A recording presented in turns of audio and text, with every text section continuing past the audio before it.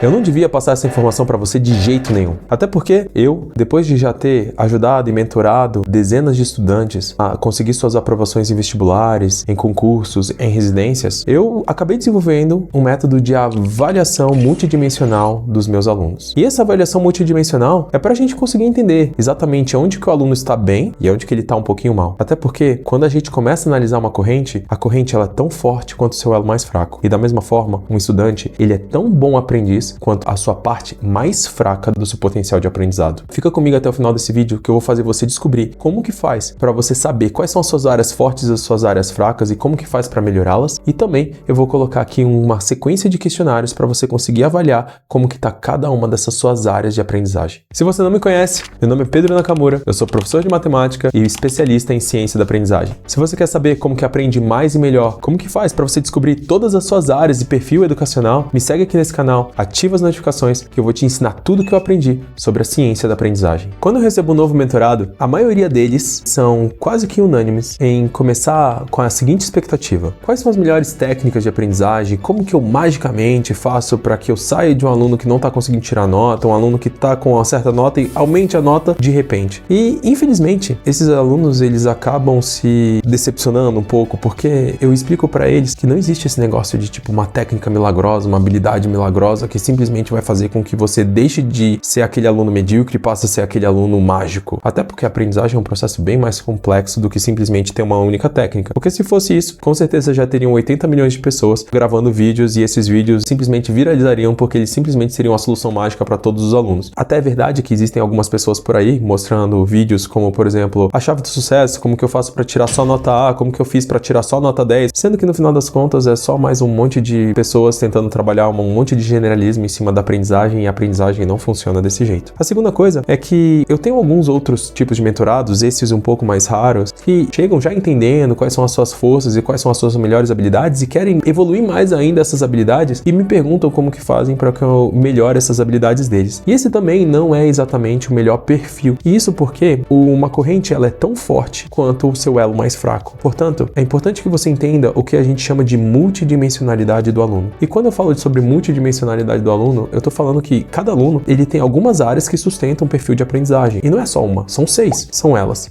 o seu nível de codificação profundo, o seu nível de atenção, o seu mindset, a sua autorregulação, a sua metacognição e a sua regulação emocional. Essas 6 áreas, elas subdivididas, bem trabalhadas, elas vão fazer com que você consiga aprender absolutamente tudo. Não é somente uma. Cada aluno tem as suas forças e tem as suas fraquezas. A ideia é trabalhar principalmente as fraquezas. Fazer com que essas áreas que estão menos desenvolvidas, elas se tornem habilidades que fiquem igual, de tal forma que você não tenha uma deficiência para que você não consiga aprender absolutamente nada. E a primeira área que a gente precisa entender é o que a gente dá o nome então de codificação profunda. Comumente confundida com inteligência, só que eu não gosto muito de falar a palavra inteligência porque a gente tem uma noção errada de que inteligência é uma coisa relativamente estática. Você tem ou você não tem, você tem um certo nível de inteligência, você tem um baixo nível de inteligência e isso está longe de ser verdade. Inteligência, como diria o glorioso professor Pierre, inteligência se aprende. Inteligência a gente acaba se tornando melhor ao longo do tempo a partir do momento que a gente estuda cada vez mais. A codificação profunda é basicamente o teu nível de processamento das informações. O quão fácil você pega uma informação e consegue processá-la, consegue se engajar, consegue pensar e raciocinar sobre ele e, inclusive, consegue ter processos criativos. Provavelmente, a codificação profunda é uma força sua se você tem um alto nível de engajamento dos seus pensamentos com aquele assunto que você está pensando. Se você tem um alto nível de raciocínio e criatividade com aquele assunto que você está engajado, aquele assunto que tu está processando, aquele assunto que tu está pensando sobre. Já em compensação, ele provavelmente deve ser uma das suas fraquezas. Se você percebe um nível de caoticidade muito grande dentro daquela informação, se as informações elas são muito complexas sobre aquele processamento, quando você retoma aquela informação, se provavelmente você percebe que você não está conseguindo entender, você não lembra absolutamente quase nada sobre aquilo, provavelmente então codificação profunda deve ser uma fraqueza para ti. O negócio é, codificação profunda, ela melhora? Sim, ela melhora. E ela melhora com o tempo e a tendência é que você tenha áreas dentro da sua vida que você tenha maiores codificação profundas do que outra. Por exemplo, eu na posição de matemático, eu tenho maior codificação profunda em temas matemáticos do que, por exemplo, em temas geográficos. Até porque geografia não é uma grande habilidade minha. Então, provavelmente o meu nível de aprofundamento, o nível que eu consigo me engajar com os assuntos matemáticos são maiores do que os assuntos geográficos. É só um exemplo, cada pessoa vai ter o seu. O que eu preciso que você entenda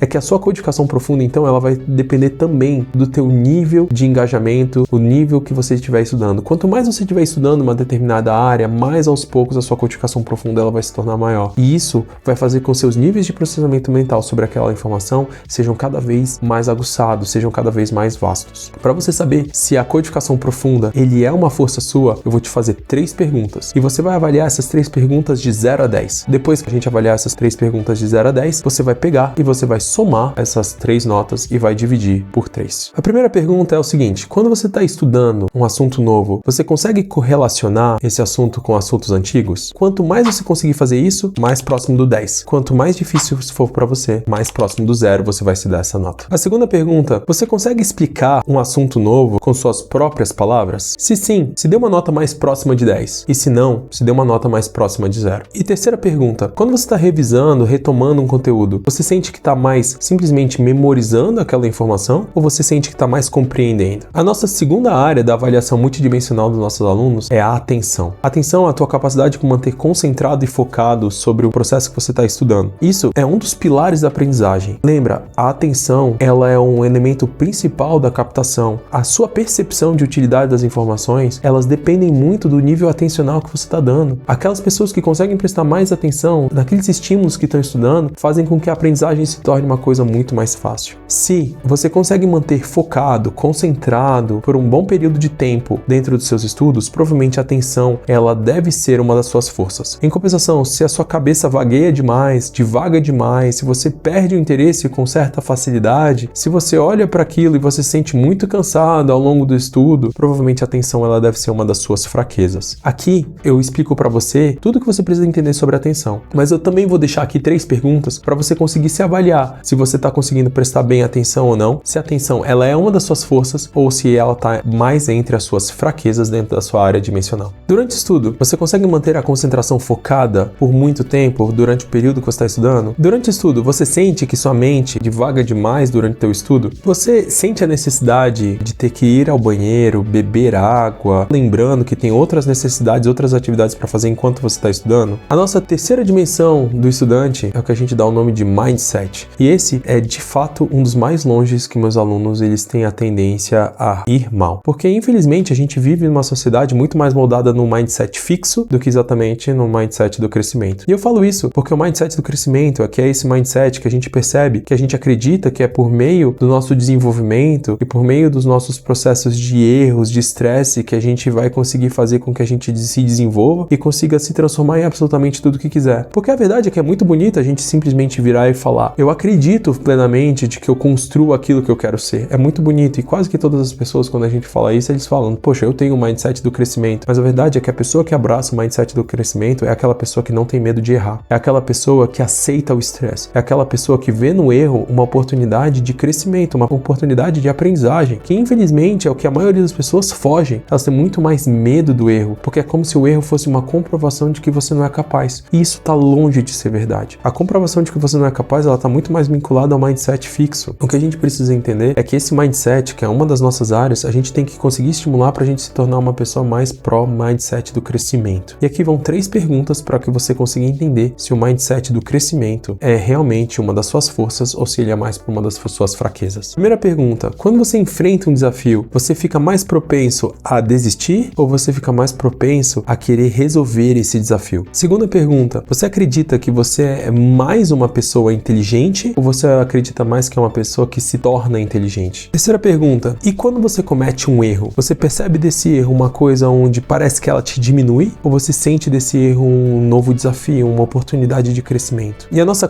quarta dimensão é o que a gente dá o nome de autorregulação. E autorregulação é basicamente a tua capacidade de organização, de disciplina, de controle inibitório para você poder estudar. É aquela capacidade de você saber que você tem um cronograma, você tem um horário e naquele horário você realmente vai estudar. É a capacidade que você tem de organizar a sua mesa. Essa parte também é a parte onde, se você tiver, por exemplo, estudando com algum aparelho eletrônico, porque, por exemplo, você estuda com tablet ou você estuda com computador perto, é a capacidade que você tem de você também conseguir ignorar os elementos que são distratores que podem advir desses elementos tecnológicos. A autorregulação, ela é provavelmente uma força que você tem se você tem a capacidade de organização para o seu estudo, de você ter a autodisciplina para o seu estudo, se você tem aquele cronograma e você consegue seguir o cronograma com certa regularidade, se você consegue perceber que o estudo ele acabou se tornando um hábito dentro da sua vida. Já em compensação, ele provavelmente é uma fraqueza dentro das suas áreas multidimensionais. Se você percebe uma necessidade de procrastinação muito grande dos seus estudos, se você tem um cronograma de estudos, mas você percebe que você não tem tanta tendência de seguir esses horários com tanta firmeza, ou então sequer você tem um cronograma de estudo, isso também mostra uma total desorganização. Eu vou deixar aqui 3 perguntas para você ter uma noção se essa é uma área forte do seu perfil educacional, se essa é uma área forte do seu perfil estudantil, ou se isso aqui é uma área fraca. A primeira pergunta é a seguinte: você costuma planejar os seus momentos de estudo e segui-los? Quando algo inesperado acontece dentro da sua rotina, você consegue adaptar com certa facilidade ou você tem muita dificuldade de adaptar o seu cronograma de estudo? E a terceira pergunta: você consegue manter a disciplina mesmo naqueles dias que você está menos motivado para estudar? E a nossa quinta área da análise multidimensional do nosso aluno é o que a gente dá o nome de metacognição. E a metacognição, ela recebe esse nome porque é a habilidade que você tem de conseguir pensar sobre o que você está pensando. A maioria dos meus alunos ou dos meus mentorados que me procuram para a gente conseguir falar sobre aprendizagem, elas me procuram exatamente sobre esse perfil, tentando procurar a metacognição. E eles nem sabem que é exatamente por isso que eles estão me procurando. Porque a metacognição é a capacidade de você perceber se aquela técnica de estudo, se aquela habilidade que você está utilizando, se ela é a mais adequada para aquele momento ou não. Provavelmente a metacognição, ela é uma das suas forças. Se enquanto você está estudando, você consegue perceber que aquela habilidade, aquela técnica de estudo que você está aplicando, se ela é algo que está realmente te ajudando. Agora, em compensação, se você se sente perdido dentro dos seus estudos, se você está fazendo uma questão e você não sabe se exatamente é essa questão melhor de se fazer, isso provavelmente significa que a metacognição deve ser uma das suas fraquezas dentro do seu perfil estudantil. A primeira pergunta para saber se a metacognição é uma força ou uma fraqueza: quando você está estudando, você consegue compreender se aquela técnica de estudo que você está aplicando, se ela é alguma coisa que está adequada ao momento que você está estudando, ou se você tem dificuldade de perceber isso? Segunda pergunta: você consegue perceber quando você consegue se encontrar mais engajado, mais focado dentro do teu processo de aprendizagem? A terceira pergunta: você tem a capacidade de entender quando você está mais raciocinando e criando sobre aquilo que você está estudando em detrimento da simples memorização? E a sexta área, talvez a mais importante de todas, é o que a gente vai dar o nome de regulação emocional, que é basicamente o quão bem você está, ou se você está sentindo um bem-estar subjetivo dentro do teu processo de aprendizagem, como que está a tua garra, como que está a tua motivação, ou o quão você está fugindo desses seus eventos de aprendizagem, ou quanto você não se está se sentindo bem, ou então se você está se sentindo muito ansioso dentro desse seu processo. A regulação emocional, ela é totalmente importante para os filtros de aprendizagem que existem dentro do seu cérebro. O nível de relevância, ele vai se tornar mais efetivo a partir do momento em que você conseguir estar bem. Se você estiver bem, o seu cérebro aprende melhor. Provavelmente a regulação emocional, ela vai ser uma das suas forças se você se sente num estado mais sublime, de mais aprendizagem. Não é exatamente você estar sorrindo à toa, mas sim você está sentindo a vontade de ter garra. Se você está com garra para você conseguir buscar aquilo que você deseja. Em compensação, talvez ele seja uma das fraquezas. A partir do momento em que você percebe que tudo isso te desperta vários gatilhos ansiosos, ou se você está simplesmente com uma necessidade muito grande de fugir daquelas suas obrigações. Primeira pergunta para saber se a regulação emocional é uma das suas forças ou uma das suas fraquezas: quando você se depara com um desafio acadêmico, você se sente motivado para conseguir conquistar esse desafio acadêmico e para você superá-lo, ou isso te desperta várias ansiedades? Segunda pergunta: como você lida com os processos de alta demanda? Isso faz com que você se engaje mais, ou isso desperta mais gatilhos ansiosos em você? E a terceira pergunta: como está a sua cabeça no momento que você estuda? Mais focado em eu preciso ir bem na prova, ou mais focado em aprender? E agora, depois de todas essas perguntas em todas essas áreas, o que você vai fazer para mim é tirar a média das notas que você se deu em cada uma dessas áreas. E depois que você tirar a média, que é basicamente somar essa nota dessas 3 perguntas e dividir por 3, você vai verificar a sua nota em cada área. Em cada área, se sua nota estiver superior a 8, entre 8 a 10, então isso significa que é uma das suas forças. Se a sua nota estiver entre 6 e 8, a gente já identifica como um potencial de melhora, mas é uma boa área do seu perfil de aprendizagem. Mas em compensação, se sua nota estiver abaixo de 6 em uma delas, significa que ali a gente precisa realmente trabalhar para que a gente consiga aprimorar, então você aprender melhor. Deixa aqui nos comentários quais foram as áreas que vocês foram melhor, e também deixa aqui quais são suas maiores fraquezas. Eu quero saber quais são as suas fraquezas, porque assim eu vou conseguir te ajudar mais e melhor como que se aprende efetivamente. E se você quer ver mais conteúdos como esse, de como se aprende mais, melhor, descobre seu perfil educacional, Então, se inscreve nesse canal, ativa as notificações, que eu vou te ensinar tudo que eu já aprendi sobre a ciência da aprendizagem.